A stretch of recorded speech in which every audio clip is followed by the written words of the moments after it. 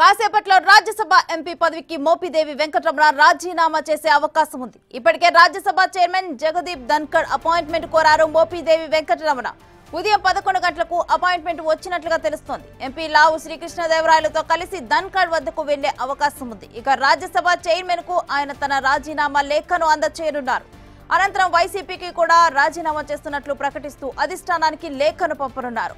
ఇక ఇవాళ సాయంత్రం తిరిగి విజయవాడకు చేరుకోనున్నారు మోపిదేవి.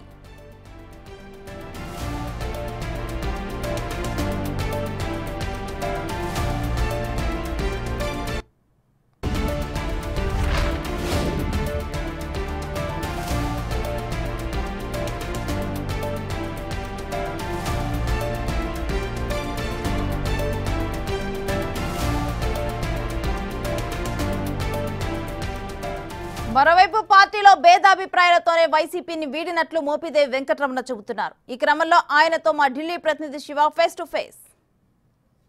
వైసీపీ రాజ్యసభ ఎంపీ మోపిదేవి వెంకటరమణ ఈరోజు పార్టీకి తన పదవికి రాజీనామా చేయబోతున్నారు. ఎందుకు రాజీనామా చేయవలసి వచ్చిందనే దానిపై మనతో మాట్లాడేందుకు మోపిదేవి వెంకటరమణ గారు ఉన్నారు. వారితో మాట్లాడి మరింత సమాచారం తెలుసుకుందాం. సార్, సుదీర్ఘకాలం జగన్మోహన్ రెడ్డి గారితో ఉన్నారు. ఇప్పుడు పార్టీ వీడడానికి గల ప్రధాన కారణం ఏంటి? సుదీర్ఘకాలం రాజశేఖర రెడ్డి గారి యొక్క కుటుంబంతో జర్నీ చేసినటువంటి వ్యక్తిని, దాదాపుగా 35-36 సంవత్సరాల పైచీలకు జర్నీ ఉంది మా కుటుంబంతో. ఇవాళ జగన్మోహన్ రెడ్డి గారిని విభేదించి నేను పక్కకి వెళ్తున్నానంటే కొన్ని ప్రత్యేక కారణాలు, కొన్ని ప్రత్యేక పరిస్థితుల్లో ఈ నిర్ణయం తీసుకుని పక్కకి వెళ్ళటం జరుగుతుంది. అంతే, అది ఇంకా వేరే ప్రత్యేకించి వేరే ఏం లేదు. అంటే జగన్మోహన్ రెడ్డి గారి కోసం మీరు జైలుకు కూడా వెళ్ళారు, జైలు జీవితం గడిపారు. కానీ ఈ సందర్భంలో టీడీపీలోకి వెళ్ళడానికి, టీడీపీని ఎంచుకోవడానికి ఇలా ప్రధాన కారణం ఏంటి? వైసీపీని వీడి టీడీపీని ఎంచుకోవడానికి ప్రధానమైన కారణం అంటే వేరే ఏం లేదు. ఒకటేంటంటే వైసీపీ నుంచి బయటికి రావాలని చెప్పి నిర్ణయం తీసుకున్నప్పుడు ఆ నిర్ణయాన్ని కనుక మేము రాజకీయాల్లో మరలా యాక్టివ్గా ఉండాలని చెప్పేసి అనుకున్నప్పుడు ప్రత్యామ్నాయంగా ఇవాళ తెలుగుదేశం అందుబాటులో ఉంది కాబట్టి తెలుగుదేశం పార్టీలోకి వెళ్ళి కలిసి ప్రయాణం చేయాలనే ఆలోచనతో నిర్ణయం చేయడం జరుగుతుంది. దీంట్లో ఎలాంటి రెండు ఆలోచనే లేదు. అంటే కేవలం ఇప్పుడు టీడీపీ అధికారంలో ఉందని వెళ్తున్నారా, లేకపోతే జగన్తో ఏమైనా విభేదాలు ఉన్నాయా? గతంలో ఉన్న జగన్, ఇప్పుడున్న జగన్కి ఏమైనా తేడాలు ఉన్నాయా అధికారం కోల్పోయిన తర్వాత? ఒకటి, అధికారాలు అనేటువంటివి ఇవాళ నాకేం కొత్త కాదు, నేను చూడని అధికారాలు ఏం కాదు. అనేక అనేక పదవులు నిర్వహించినటువంటి వాడిని. జగన్మోహన్ రెడ్డి గారితో జర్నీ అనేది నాకు కొంచెం ఇబ్బందికరంగా ఉంటుంది కాబట్టి ఆ నిర్ణయానికి అనుగుణంగానే రాజకీయాల్లో యాక్టివ్గా ఉండాలని చెప్పేసి నేను అనుకున్నాను. కాబట్టి ఇవాళ అనుకోకుండా తెలుగుదేశం పార్టీ అధికారంలో వద్దు కాబట్టి ఆ పార్టీతోటి కలిసి జర్నీ చేయాలని చెప్పి నేను నిర్ణయం తీసుకోవడం జరిగింది. కానీ అధికారం కోసమే అటు వెళ్తున్నాం అనేటువంటిది సరైనది కానే కాదు. అంటే జగన్మోహన్ రెడ్డి గారితో ఉంటే ఎటువంటి ఇబ్బందులు ఉండే అవకాశం ఉంది మీకు? ఉన్నాయి. మాకు చాలా అంశాల్లో వారికి నాకు కొంత భేదాభిప్రాయాలు ఉన్నప్పుడు కూడాను ఇక వాటన్నిటిని కూడా ఇంత డీటెయిల్గా మనకి డిస్కస్ చేసుకోవడం అనవసరం. నిర్ణయం అయితే తీసుకోవడం జరిగింది. ఆ దిశగానే నా ప్రయాణం ఉంటుంది. గతంలో 150 పైగా స్థానాలతో వైసీపీని గెలిపించారు. 23 స్థానాలున్న టీడీపీని 164 స్థానాలు పైగా మొత్తం కూటమి ప్రభుత్వాన్ని ఏర్పరచుకున్నారు అక్కడ అధికారం. అంటే మరీ ఇంత తక్కువ స్థానాలకు పడిపోవడానికి గల ప్రధాన కారణం ఏంటి అనుకుంటున్నారు? ఒకటి, ఆనాడు ముఖ్యమంత్రిగా జగన్మోహన్ రెడ్డి గారు సంక్షేమ కార్యక్రమాలకి ప్రాధాన్యత ఇచ్చి ఆ దిశగా నిర్ణయాలు తీసుకున్నప్పటికి కూడా ప్రజలు ఇంకా ఏదో కోరుకున్నారు.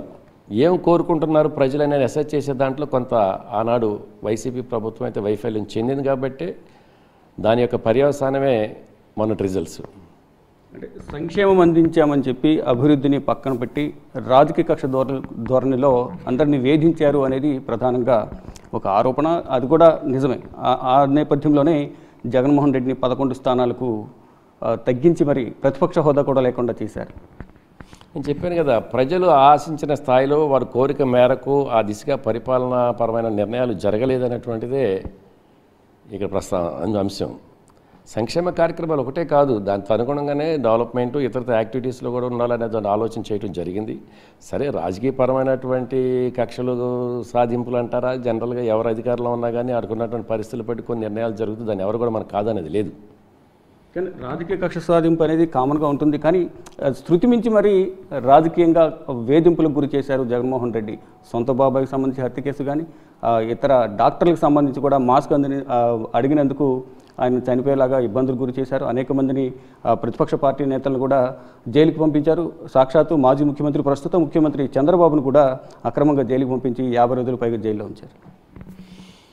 చెప్పాను కదా, అప్పుడున్న పరిస్థితిని బట్టి వాళ్ళు కొన్ని నిర్ణయాలు తీసుకున్నప్పుడు కూడాను రాజకీయ కక్ష సాధింపులు అనేటువంటిది ఎవరు కూడాను స్వాగతించదగినటువంటి అంశం కానే కాదు.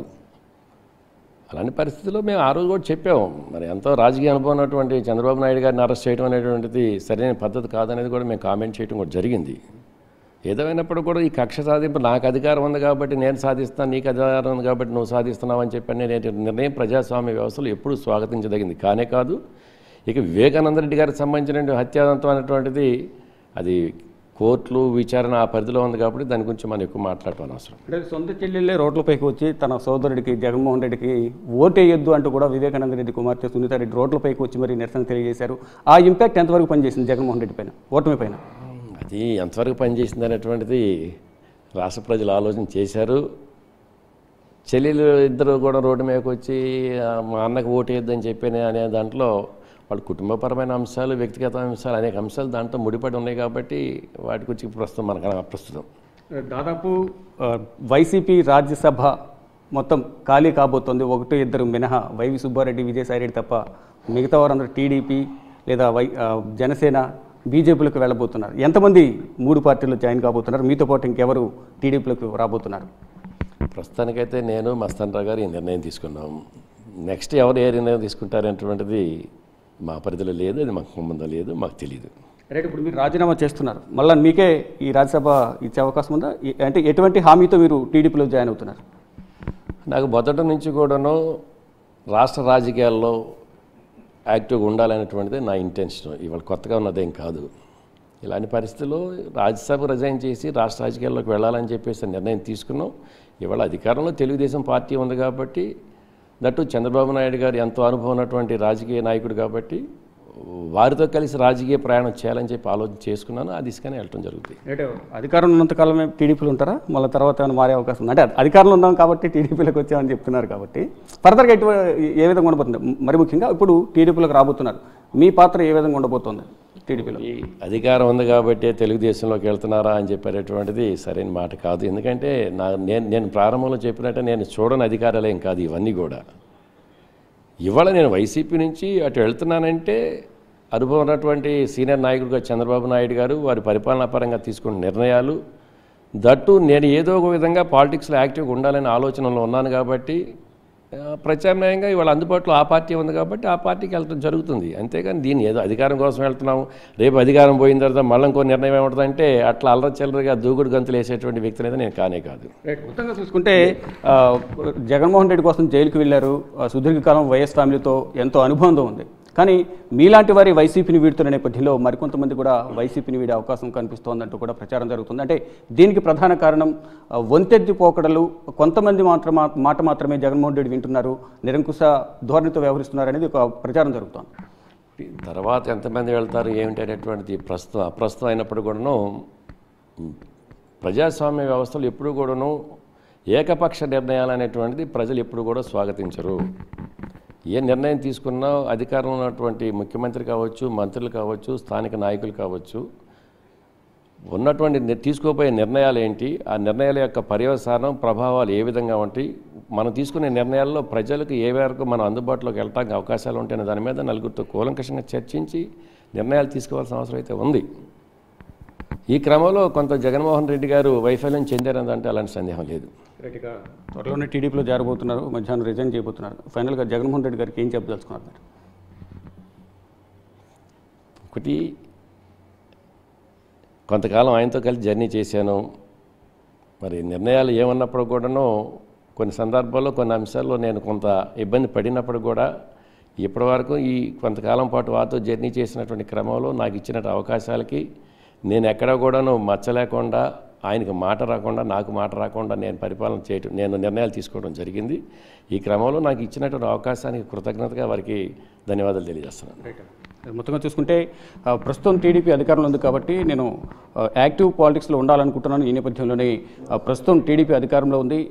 చంద్రబాబు రాష్ట్రాన్ని అభివృద్ధి పదంలో తీసుకువెళ్లాలనే యోచనలు ఉన్నారు కాబట్టి అభివృద్ధి సహకరించేందుకు తన రాజకీయ జీవితాన్ని కంటిన్యూ చేసేందుకు నేను టీడీపీలోకి వెళ్తున్నారు. మరోవైపు జగన్మోహన్ రెడ్డితో కొన్ని విభేదాలు ఉన్నమాట వాస్తవమే. ఈ నేపథ్యంలోనే విభేదాలతోనే విభేదించి నేను టీడీపీలోకి వెళ్తున్నానంటూ మోపిదేవి వెంకటరమణ చెప్తున్నారు.